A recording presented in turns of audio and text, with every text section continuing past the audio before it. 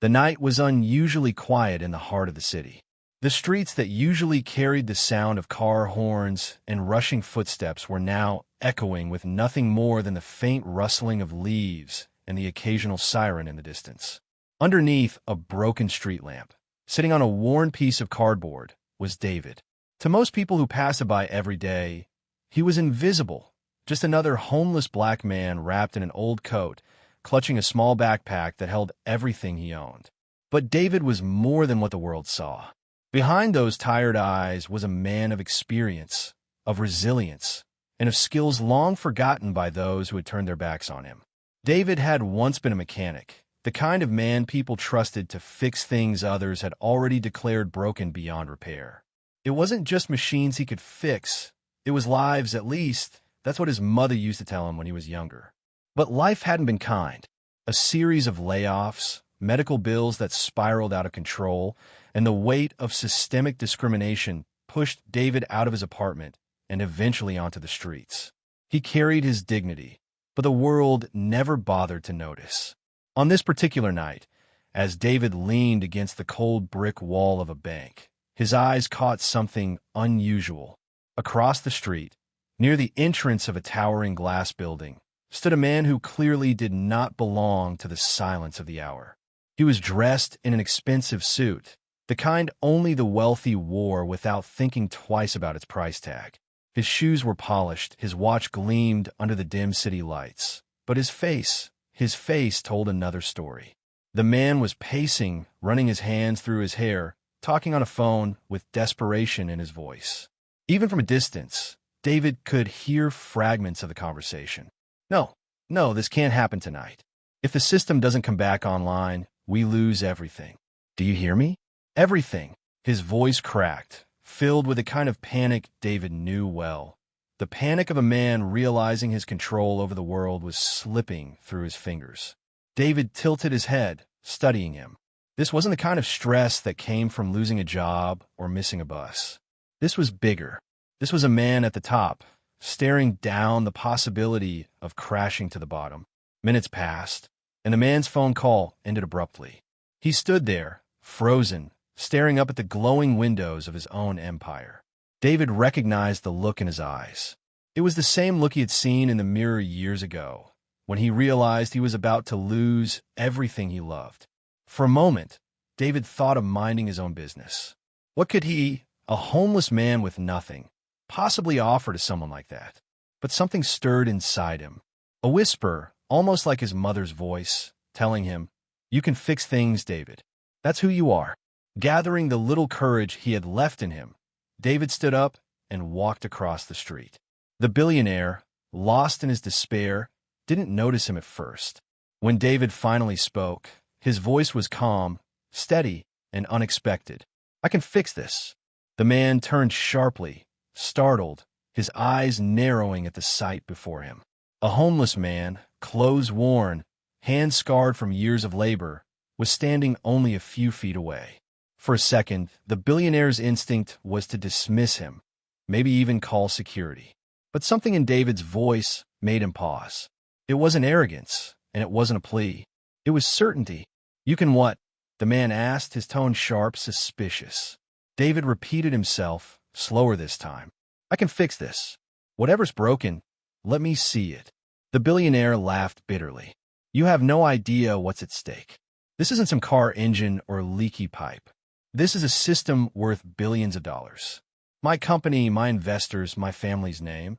It all collapses if we don't fix this tonight." David repeated himself, slower this time. "I can fix this. Whatever's broken, let me see it." The billionaire laughed bitterly. "You have no idea what's at stake. This isn't some car engine or leaky pipe. This is a system worth billions of dollars. My company, my investors, my family's name. It all collapses if we don't fix this tonight." David stepped closer, unshaken. His eyes, weathered and tired, carried the quiet strength of someone who had nothing left to lose.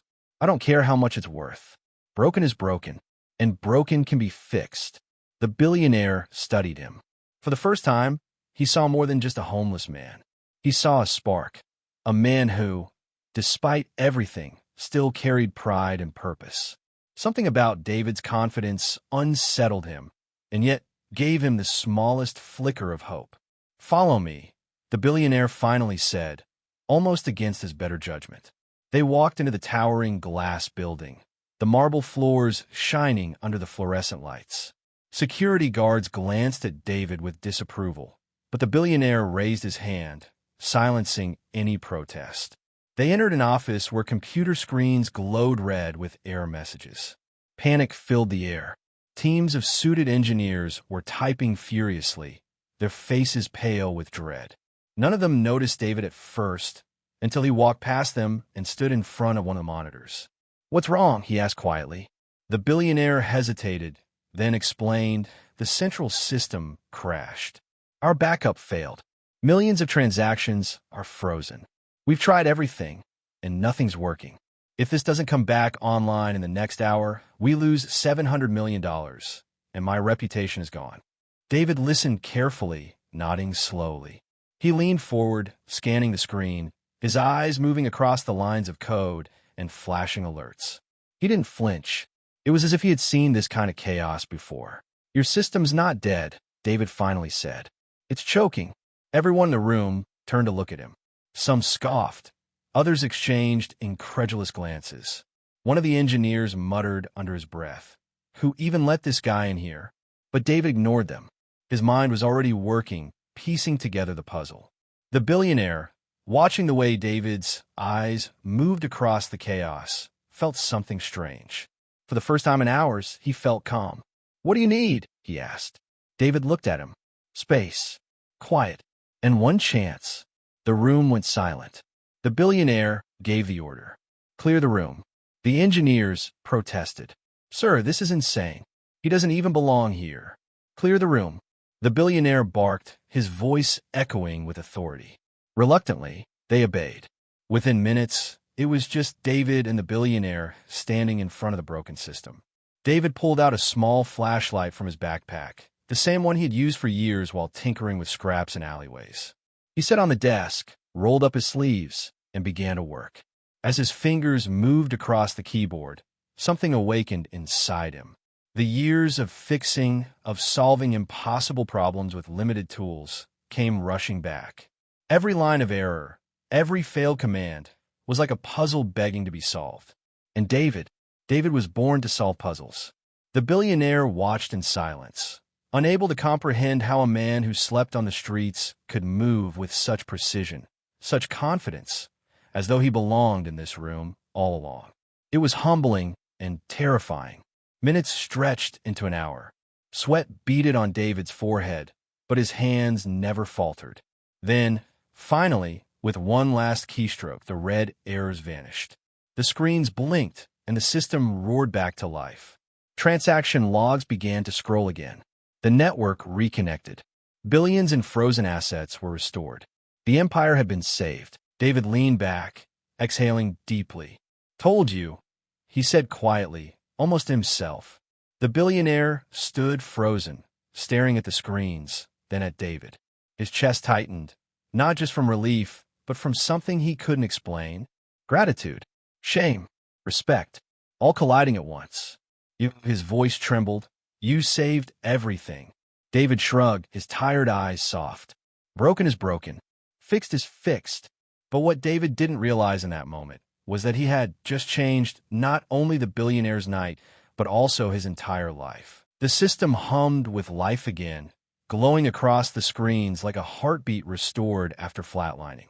The billionaire, Alexander Roth, stood frozen, his tailored suit now feeling oddly heavy on him. Around him, the silence was deafening. It wasn't the silence of fear anymore, but of disbelief. For hours, some of the most educated engineers in the country had failed. And yet, the man they wouldn't have let past the lobby, a homeless black man named David, had done what they couldn't. As the door creaked open, the engineers cautiously peeked back in, expecting disaster. But instead, they saw the impossible. Lines of green, steady and stable, filled the screens where red chaos had once lived. Their jaws dropped. "What? How?" One of them whispered. Alexander turned toward them, his voice low but firm. "It's fixed. Because of him. He pointed at David, who was quietly packing up his little flashlight, as if what he had just done wasn't extraordinary, as if saving billions of dollars was just another night's work. The engineers stared at him with a mix of confusion and shame. To them, David was invisible an hour ago. Now, he was the only reason their jobs, their company, and their reputation still existed. But David didn't bask in the moment. He zipped up his backpack, ready to leave as quietly as he had come. "You're good now," he said simply, avoiding the billionaire's eyes. Alexander stepped forward quickly. "Wait." His tone carried something unusual. Not command, not arrogance, but urgency. "Don't walk out like this. You just saved everything I've built. You can't just disappear." David finally looked at him, his expression steady. "I've been disappearing all my life, Mr. Roth. It's what people expect." The words hit Alexander harder than he expected. He thought about the times he had walked past men like David without a second glance. To him, they had always been background noise in the city, reminders of hardship he never thought he'd understand. But standing here, after watching David's brilliance unfold, he felt something shift. Still, Alexander was not a man used to vulnerability. He cleared his throat, forcing composure back into his voice. "At least tell me who you are." David hesitated before answering. "David Carter, mechanic. Or at least, I was." The billionaire repeated the name softly, as though memorizing it. "David Carter. Well, David, you're not just a mechanic. Tonight, you were the difference between survival and collapse." The engineers around them nodded reluctantly, though their faces were heavy with guilt. They had mocked him with their eyes, doubted his presence, and yet he had done what they could not.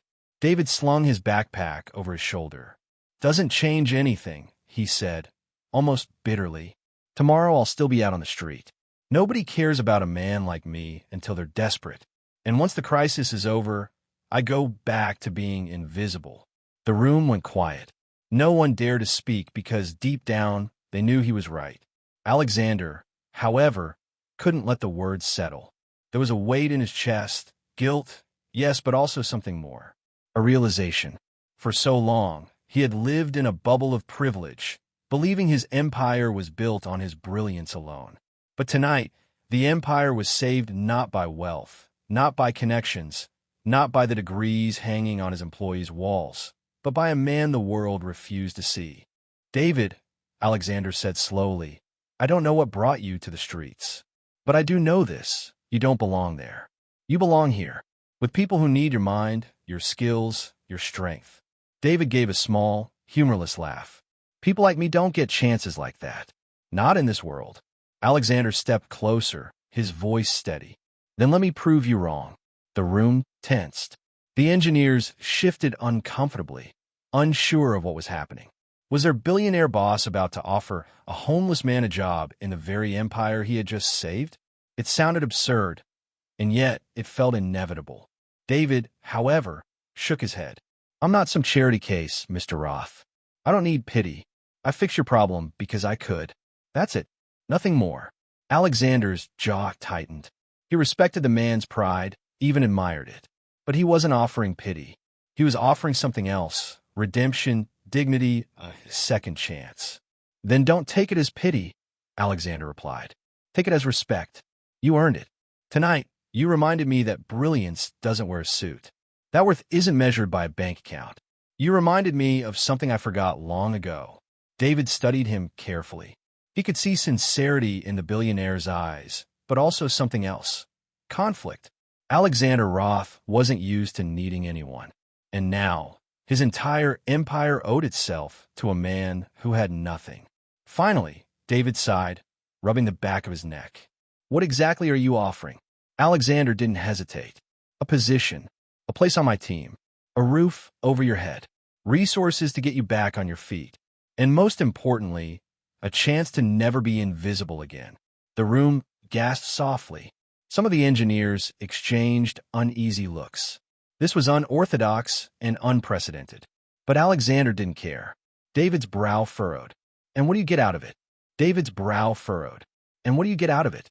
Alexander gave a faint smile, one that carried more truth than charm. "I get to live with myself. That's worth more than $700 million." For the first time that night, David's eyes softened. He hadn't expected this. He hadn't expected anything. He was used to the world taking, not giving. And yet, here was a man at the top of the world offering him a chance not out of pity, but out of respect. Still, he hesitated. Life had taught him not to trust offers too quickly. Words were cheap. Promises were often broken. "And if I say no?" David asked quietly. Alexander nodded. "Then you walk out that door, and I won't stop you. You'll go back to your life, and I'll go back to mine. But I'll know that I let the man who saved everything walk away into the night. And that's something I'm not sure I could live with." The silence between them was heavy. David stared at the floor, then at the glowing screens, then finally at Alexander. His pride battled with his weariness, his caution with his hope. He had been betrayed before, ignored, dismissed.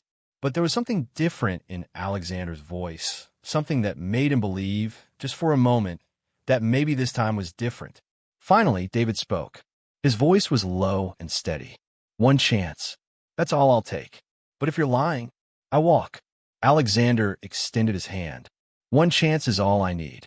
David stared at the hand for a long moment before finally reaching out. Their hands met, callous labor gripping polished wealth. It wasn't just a handshake. It was a bridge between two worlds that had never been meant to meet, yet collided in the most unexpected way. As the engineers looked on, some with awe, some with unease, Alexander turned back to them. "Gentlemen," he said firmly, "meet the man who saved you. Meet David Carter." The name echoed through the room. For the first time in years, David wasn't invisible. He wasn't that homeless man or the stranger in the corner. He was David Carter, and tonight he had reclaimed his name. But what neither of them knew was that this handshake, this single decision, would set off a chain of events neither man could have predicted. Because saving a system was one thing, but saving each other's humanity was something far greater. The next morning, David woke up in a bed. Not a park bench, not the cold floor of an abandoned shelter, but a real bed. For a moment, he lay there staring at the ceiling, almost afraid to move. The sheets were soft, the air warm, and the smell faintly of cedar and expensive cologne. It felt foreign, unreal, like he had stumbled into someone else's dream. He sat up slowly, his body instinctively tensing, expecting someone to shove him out, to remind him he didn't belong here. But no one came. Instead, he noticed a suit laid neatly across a chair. A note sat on top of it, handwritten in steady cursive, for a new beginning. Ade. David touched the fabric.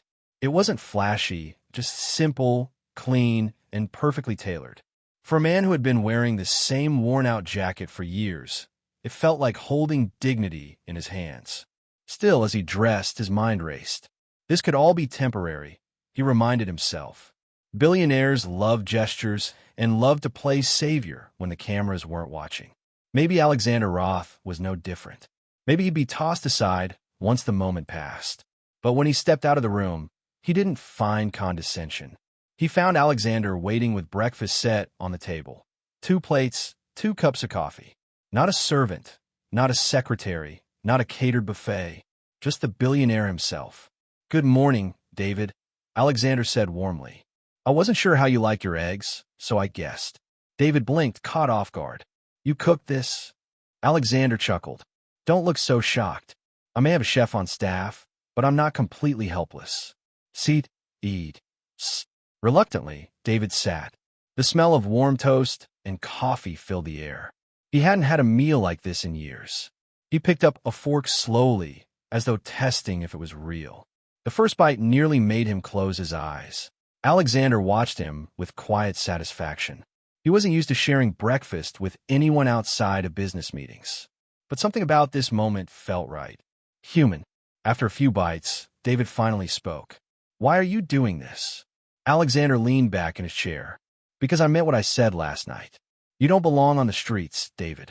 And I want you to be part of something bigger. My company needs minds like yours. I need minds like yours." David frowned. "You don't even know me. You don't know what I've done or what I've lost." Alexander's voice softened. "Then tell me. Help me understand." For the first time in years, David shared his story. He spoke of how he had been a mechanic, running a small auto shop in the city. how the recession had gutted his business, how medical bills for his mother had drained his savings, how one mistake, one missed payment had cost him everything. The shop was repossessed, his apartment was gone, and his family was scattered. And just like that, he had fallen through the cracks. I tried to climb back, David admitted, his voice low. Applied for jobs. Nobody wanted a man who looked like me, who had no address, no suit. Doors slammed, over and over. After a while, you stopped knocking. Alexander listened in silence, his chest tightening. He had built empires and negotiated billion-dollar deals, but he had never known what it meant to lose everything, to fight a system designed to ignore you. He felt shame burn in him, shame that men like him rarely noticed men like David until desperation forced it. When David finished, Alexander spoke carefully. What you've been through, it doesn't erase what you can do. You're brilliant, David. Last night proved that, and I want the world to see it. David stared at him, skeptical. You really think the world cares about what a homeless black man can do? You think they'll welcome me in your boardrooms? Alexander's gaze was steady. If they don't, then I'll make them. The words lingered between them. For a billionaire, promises were often currency, but this didn't feel like currency. This felt like conviction. Later that day, Alexander brought David to his company's headquarters. The towering glass building shimmered against the city skyline, a monument to wealth and power. As they entered, employees' eyes widened. Whispers rippled through the lobby. Some recognized David as the man from last night, this stranger who had walked into their emergency. Others simply saw his worn shoes, his cautious walk, his skin, and judged. Alexander ignored the whispers. He walked beside David with pride, as though introducing an equal. "This is your home now," he said firmly. But not everyone welcomed him. In the boardroom, several executives voiced their unease. "Mr. Roth," one of them began, choosing his words carefully, "with all due respect, this individual doesn't belong here. We can't risk the company's reputation by hiring someone with no background, no credentials." Alexander cut him off sharply. "You mean no degree on his wall? No office to his name? Then tell me, which of you fixed the system last night? Which of you saved us from losing $700 million? Was it you, Carl? Was it anyone in this room?"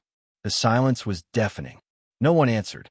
"David Carter," Alexander continued, his voice firm, "is the reason you still have jobs today. If anyone questions his place here, then they're questioning my judgment.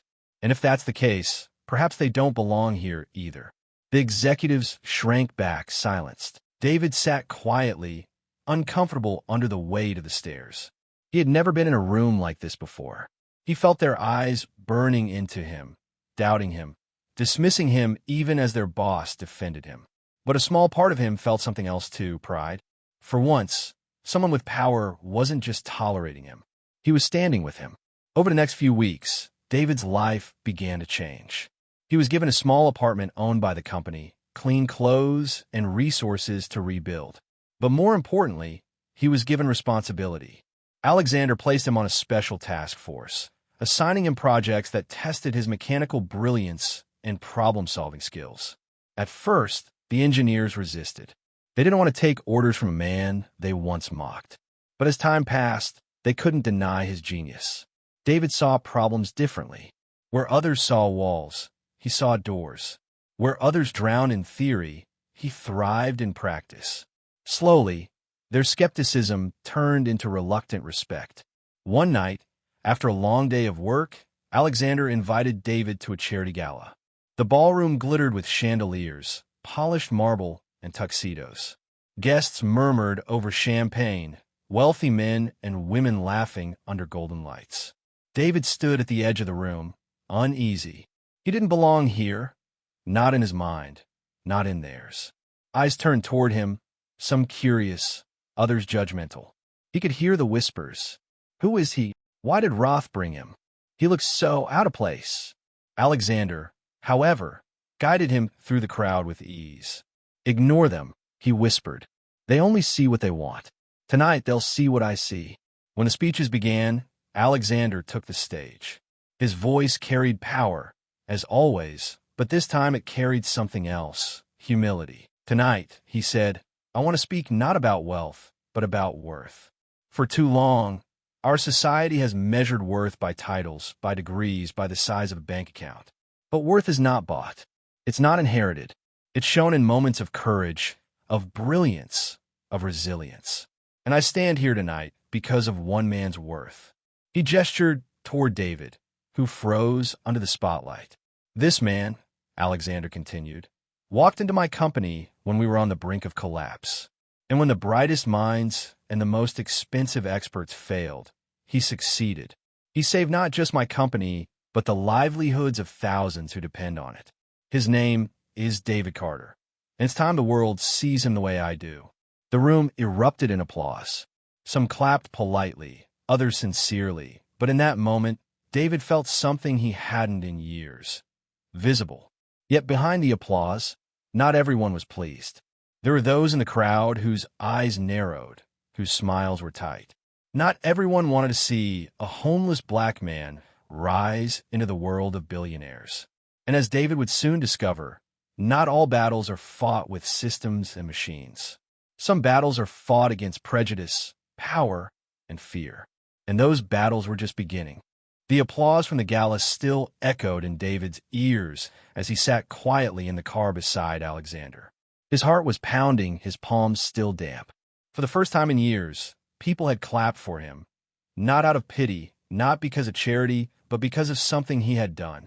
But underneath the celebration, something else lingered. He had seen the faces. Not everyone in that golden ballroom had been applauding with sincerity.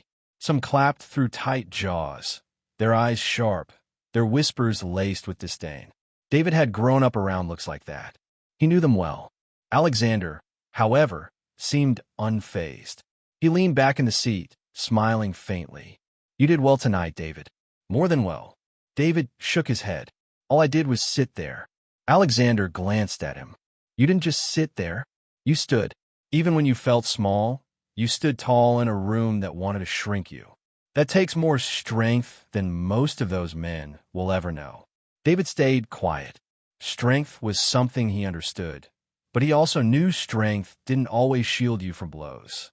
And tonight, he had felt the sting of invisible ones. In the days that followed, Alexander's speech became the talk of the business world. Articles appeared online. Roth praises homeless man who saved his company. News anchors debated whether this was genius or recklessness. Social media buzzed with curiosity. Some hailed Alexander's boldness, calling it a triumph of merit over privilege. Others scoffed, dismissing David as a charity case elevated for the sake of headlines. Within the company, the tension grew. Engineers who had once doubted David now respected his skills, but not everyone was willing to accept him. Behind closed doors, whispers carried. "He doesn't belong here. He's just a PR stunt. What happens when he fails?" One afternoon, as David walked through the executive floor, he overheard two men speaking in hushed voices near the conference room. "Can you believe Roth is investing resources into him?" One sneered. "A man who used to sleep under bridges, giving him authority over us? It's embarrassing." "Careful," the other replied. "Roth is serious about him. You don't want to be on the wrong side of this." David didn't confront them. He had learned long ago that some battles weren't worth fighting directly, but their words stung. They reminded him of every door that had closed in his face, every look that had said, "You're less." That night, he sat in his apartment staring at the city lights outside the window. He should have felt grateful. He had food, shelter, and a chance. But the weight of expectations pressed hard on his shoulders. If he failed now, it wouldn't just be his failure. It would confirm every whisper, every doubt, every prejudice. The next morning, Alexander found him in the lab staring at blueprints, his jaw tight. "You look like you haven't slept," Alexander said. David sighed. "Do you ever feel like the world is waiting for you to fall?" Alexander paused, then nodded slowly. "Every day, but especially when you're different.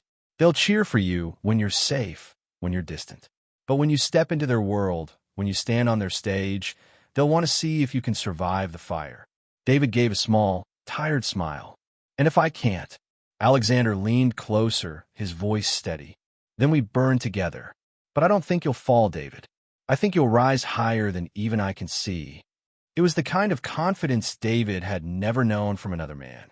It steadied him, though the doubts still lingered. Weeks turned into months. David became indispensable to the company. His solutions cut costs, improved efficiency, and saved millions in wasted projects. Investors began to notice. Employees who once mocked him now sought his advice. Slowly, the narrative began to shift. But as his star rose, so did the resistance. Some executives, jealous and threatened, began to plot quietly. To them, David wasn't a savior. He was a disruption, a reminder that brilliance didn't always come packaged in wealth and privilege. One evening, David was invited to a private board meeting without Alexander present. He entered the sleek room cautiously, greeted by a circle of cold stares. Carl, the senior executive who had once spoken against him, leaned forward. "David, we've been discussing your role here. While we acknowledge your contributions, we believe it's time you step aside from projects that require leadership. You can remain in a technical capacity, of course." Behind the scenes, David frowned. "Behind the scenes? After everything I've done, you want me hidden again?" Carl's tone was icy. "You've done well, but you must understand how this looks. Our clients expect professionals, men with credentials, not—" He stopped, the unspoken words hanging in the air. "Not men like you." David's hands clenched at his sides. "I've proven myself. I've saved this company more than once. What else do I need to do?" Carl leaned back, smug. "Sometimes, it's not about what you can do. It's about what you represent. You may have Roth's favor, but you don't have ours. Think carefully about how far you want to push this." The meeting ended with cold smiles and false courtesy. David walked out shaken, but not broken. He knew exactly what they meant. They wanted him silent, invisible, grateful, but unseen. That night, he went to Alexander. "They want me gone," he said simply. Alexander's expression darkened. "Who?" "The board. They don't want me leading. They want me tucked away, out of sight. A tool, not a partner." Alexander's eyes hardened. "Then they've forgotten who makes the rules here." Within a week, Alexander called a full board meeting. The executives gathered, expecting another routine discussion. Instead, Alexander stood at the head of the table, his presence sharp as a blade. "I built this company with my own hands," he began, "and in doing so, I promised myself one thing, that I would never let fear dictate progress. Yet what I see now is fear. Fear of a man who has done nothing but excel. Fear of his past, fear of his skin, fear of his brilliance. And I will not tolerate it." He turned, gesturing to David. "This man is not just an employee. He is my partner. From this day forward, David Carter will serve as Chief Innovation Officer of this company. His word carries the same weight as mine." The room erupted in shock. Some protested, voices rising, but Alexander silenced them with a glare. "If any of you cannot accept that," he said coldly, "resign. The doors are open." No one moved. Their silence was bitter, but it was submission. David sat stunned. Chief Innovation Officer. A title he never imagined, a place he never thought possible. But even as gratitude swelled, so did the weight. This wasn't just a victory. It was a battle flag planted in hostile soil. And he knew the war was far from over. That night, alone in his office, David stared out at the city. For years, he had been invisible. Now, he was visible in a way that painted a target on his back. But he wasn't afraid. Not anymore. Because for the first time, he had power. And with it, he had a chance, not just for himself, but for others who had been silenced, dismissed, and forgotten. And he intended to use it. The title Chief Innovation Officer gleamed on David's new office door. It was a title he had never dreamed of, one that still felt unreal each time he saw it. Yet it wasn't the title that mattered. It was the symbol. A homeless black man, once invisible to the world, now held one of the most powerful roles in a billion-dollar company. But symbols are dangerous. They stir hope, and they provoke fear. In the weeks that followed his promotion, David's presence became both an inspiration and a threat. For the younger employees, especially those from underrepresented backgrounds, he was proof that barriers could be broken. They looked at him with wide eyes, whispering his name in the hallways with pride. For the old guard, however, he was a crack in their carefully built walls, a reminder that their power wasn't untouchable. The whispers turned into resistance. Projects were delayed. Emails went unanswered. Allies were pressured to turn against him. It was sabotage in slow motion. One evening, as David worked late, his office phone rang. The voice on the other end was low and threatening. "You don't belong here," it said. "Step down before you're dragged down." David hung up without responding, but the message lingered. They were testing him, seeing if fear could still control him. The next morning, he arrived early, walking through the hushed corridors of the company he had helped save. He paused at the lobby, where a janitor, a black man about his age, was mopping the marble floor. The man looked up, recognition flickering in his eyes. "Mr. Carter?" he asked softly. David smiled. "Yes." The janitor hesitated, then said, "I just wanted to say, what you're doing, it means something. To people like me. To all of us." David nodded, emotion tightening his chest. That was it. That was the reason he had to keep going. Not for himself alone, but for everyone still mopping floors, still unseen, still told they didn't belong. But the storm came faster than he expected. A month later, the company was negotiating its biggest deal yet, a $2.5 billion partnership with an international firm. The board had spent months preparing, and now, all that was left was the final presentation. David, as Chief Innovation Officer, had been chosen to lead the pitch alongside Alexander. The boardroom was filled with suits and polished smiles. Cameras flashed as the two companies gathered around the long mahogany table. David stood at the head, his heart steady, his voice strong as he presented the vision for the future. His words flowed with clarity, each sentence carrying the weight of both logic and lived experience. But as he spoke, he noticed it again. The looks, the whispers, the small, sharp smiles. Some of the visiting executives weren't listening to his ideas. They were watching him. And then it happened. One of the foreign partners interrupted mid-presentation. "Excuse me," he said, his accent sharp. "I was under the impression that this was to be led by your executive team. Why is he speaking for you?" The words fell like stones in the silence. The implication was clear. Alexander's jaw tightened. "Is my executive team," he said firmly. The man smirked. "With respect, Mr. Roth, perception matters. A company of your stature, represented by someone like..." His voice trailed off, but the insult was complete. The room shifted. Some of the board members lowered their eyes, unwilling to intervene. Others glanced at each other, silently agreeing. David felt the old fire rise inside him.